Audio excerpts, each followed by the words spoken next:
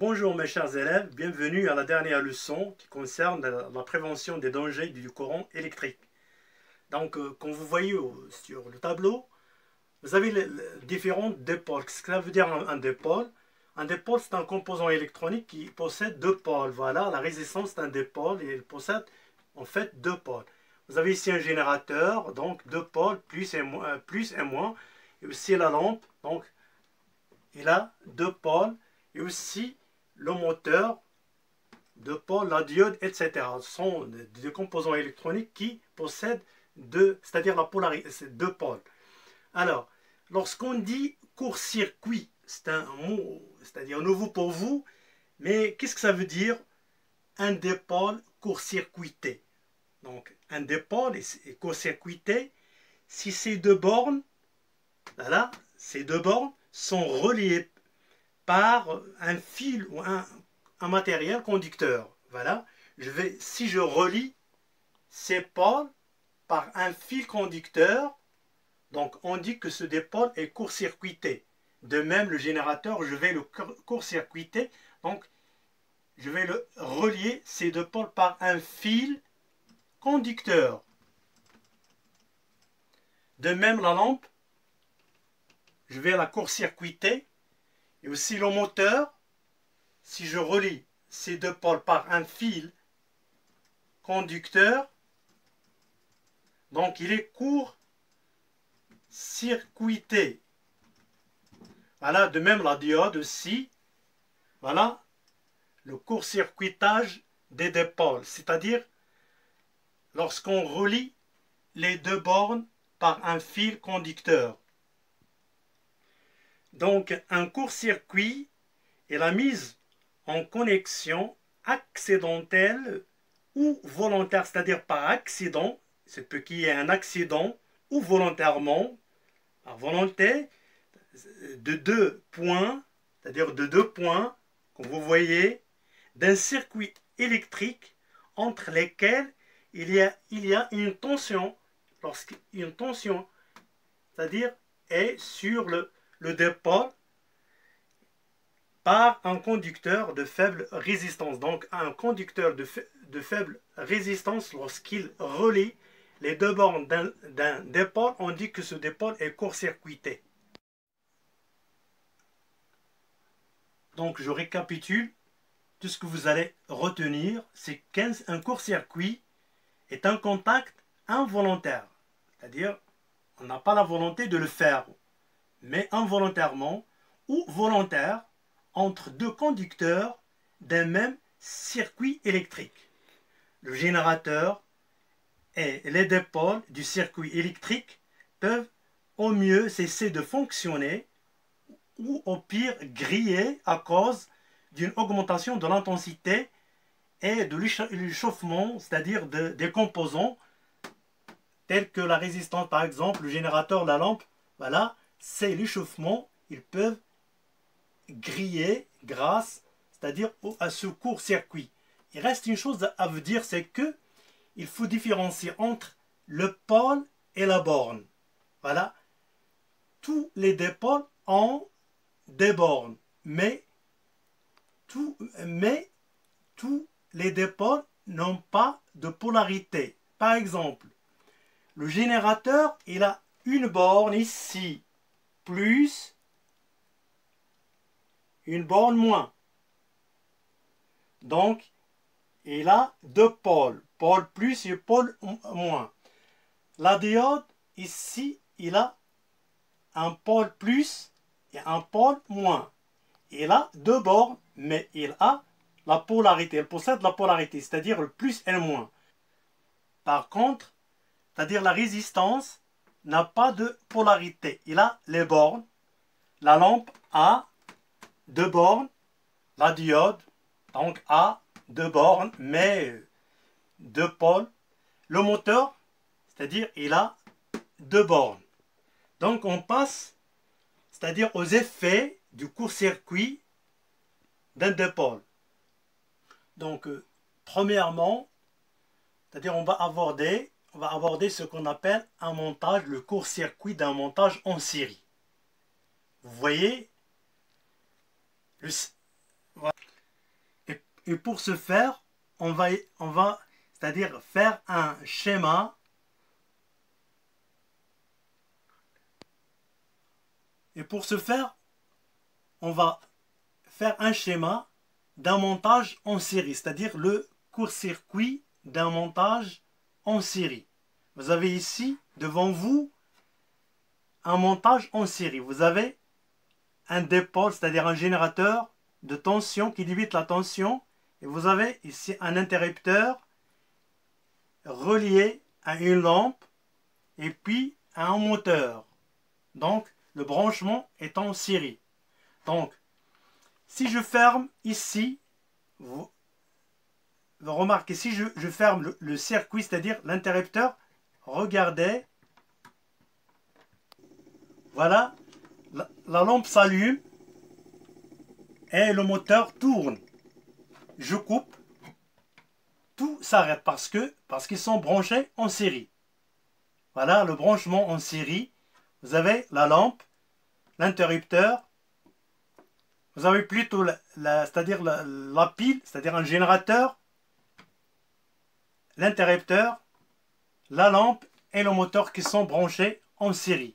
Passons maintenant, c'est-à-dire au court-circuitage d'un dipôle de ce circuit.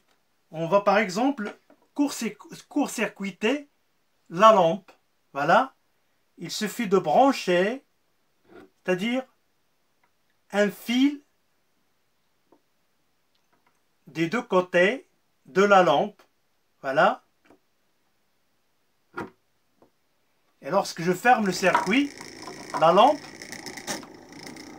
s'éteint et le moteur tourne davantage.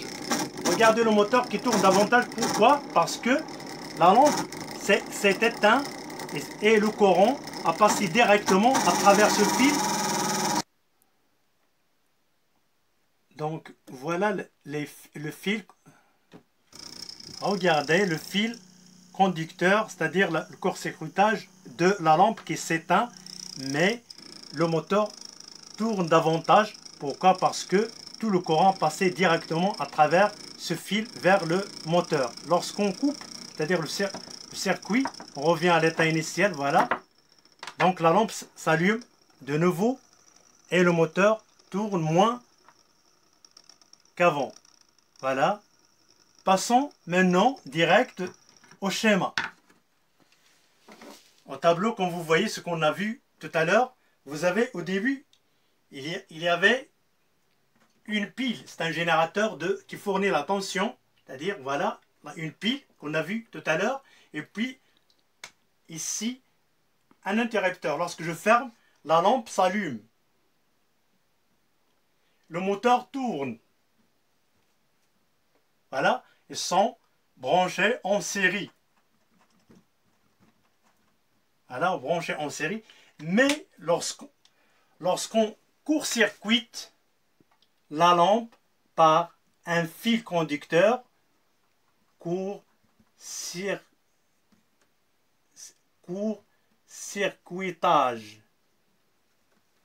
de L, c'est-à-dire la lampe, le moteur tourne davantage. Voilà, il tourne davantage, mais la lampe, cette fois-ci, s'éteint. Pourquoi? Parce que tout le courant a passé directement à travers ce fil-là vers le moteur.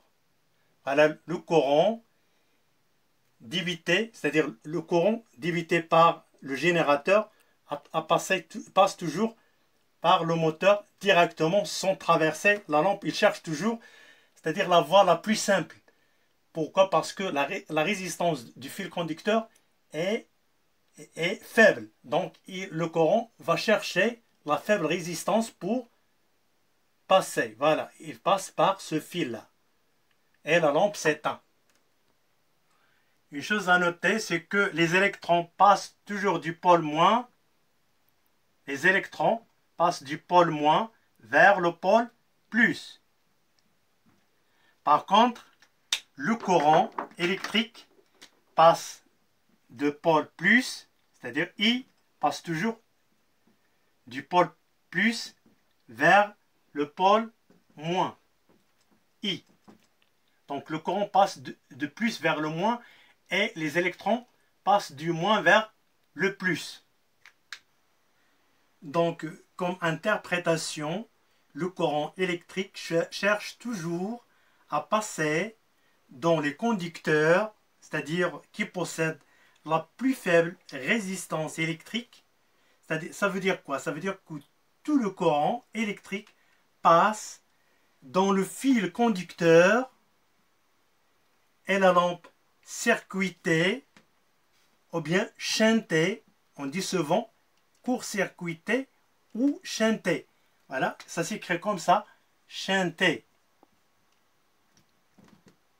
Shantée.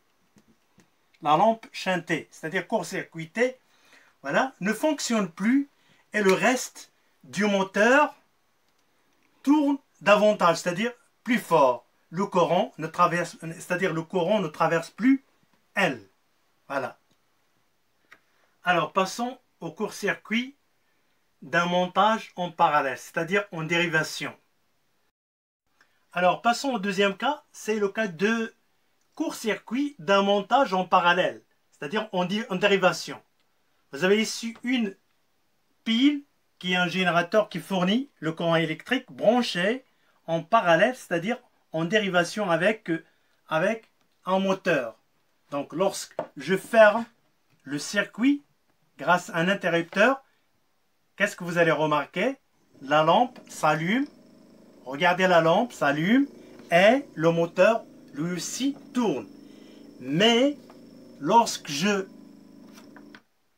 c'est-à-dire je court-circuite le moteur grâce à un fil ici conducteur, qu'est-ce que vous remarquez? Vous remarquez que le moteur cesse de fonctionner et aussi la lampe s'éteint. Si j'ouvre, c'est-à-dire le circuit, c'est-à-dire j'enlève le fil conducteur que j'ai mis au moteur, tout reste revient à son état initial. Donc la lampe s'allume et le moteur fonctionne. Mais lorsque je court-circuite le moteur, la lampe elle aussi s'éteint. Donc comme conclusion, comme interprétation, donc le fil du court-circuit permet donc au courant électrique ici de contourner, c'est-à-dire les deux dépôts, c'est-à-dire la lampe, pardon, et le moteur. Et le courant électrique circule donc d'une borne à l'autre, de la pile en passant uniquement par les fils de connexion. Voilà les fils de connexion. Et le courant électrique contourne les deux dépôts pour revenir, c'est-à-dire il part de la borne du générateur pour revenir à l'autre borne, c'est-à-dire il contourne les dépôts sans y passer. Donc automatiquement il va s'échauffer et éventuellement le générateur peut lui aussi être court-circuité. Donc, alors passons au deuxième cas, c'est le cas de court-circuit d'un montage en parallèle, c'est-à-dire en dérivation. Vous avez ici une pile qui est un générateur qui fournit le courant électrique branché en parallèle, c'est-à-dire en dérivation avec un moteur. Donc lorsque je ferme le circuit grâce à un interrupteur, qu'est-ce que vous allez remarquer? La lampe s'allume, regardez, la lampe s'allume et le moteur lui aussi tourne. Mais lorsque c'est-à-dire je court-circuite le moteur grâce à un fil ici conducteur, qu'est-ce que vous remarquez? Vous remarquez que le moteur cesse de fonctionner et aussi la lampe s'éteint. Si j'ouvre, c'est-à-dire le circuit, c'est-à-dire j'enlève le fil conducteur que j'ai mis au moteur, tout reste revient à son état initial. Donc la lampe s'allume et le moteur fonctionne. Mais lorsque je court-circuite le moteur, la lampe elle aussi s'éteint. Donc comme conclusion, comme interprétation, donc le fil du court-circuit permet donc au courant électrique ici de contourner, c'est-à-dire les deux dépôts, c'est-à-dire la lampe, pardon, et le moteur. Et le courant électrique circule donc d'une borne à l'autre, de la pile en passant uniquement par les fils de connexion. Voilà les fils de connexion. Et le courant électrique contourne les deux dépôts pour revenir, c'est-à-dire il part de la borne du générateur pour revenir à l'autre borne, c'est-à-dire il contourne les dépôts sans y passer. Donc automatiquement il va s'échauffer et éventuellement le générateur peut lui aussi être court-circuité. Donc passons à ce qu'on a vu tout à l'heure. Vous avez ici un générateur de tension qui fournit le courant. Donc la lampe est branchée en parallèle avec le moteur. Lorsqu'on ferme, c'est-à-dire le circuit ici, la lampe s'allume et le moteur tourne. Voilà. Il a tourné comme vous avez vu dans l'expérience. Donc, mais lorsqu'on court-circuite, c'est-à-dire on court-circuite ici le moteur grâce à un fil conducteur. Alors, qu'est-ce que vous avez remarqué? Vous avez remarqué que la lampe s'éteint et le moteur ne fonctionne plus. Donc, le courant qui passe de la borne plus vers la borne moins va en fait contourner les deux dipôles en passant par les fils conducteurs uniquement. Il cherche c'est-à-dire la voie la plus simple à une faible résistance pour revenir au pôle moins. Donc, il va contourner, c'est-à-dire les deux dipôles, et la lampe et le moteur ne fonctionnent plus. Alors, comme conclusion, dans un circuit en dérivation, ici, c'est l'un des dipôles est court-circuité, c'est-à-dire la lampe ou le moteur est court-circuité. Tous les récepteurs sont court-circuités et cessent de fonctionner comme vous venez de voir maintenant. Donc, et le générateur qui est la pile ici, est aussi en court-circuit. Le courant circulant devient plus intense. Alors, c'est très dangereux puisqu'il contourne tous les dipôles, donc le courant devient plus intense. Alors, le courant provoque ainsi un échauffement des fils de connexion. Voilà les fils de connexion qui s'échauffent, donc il y aura risque d'incendie.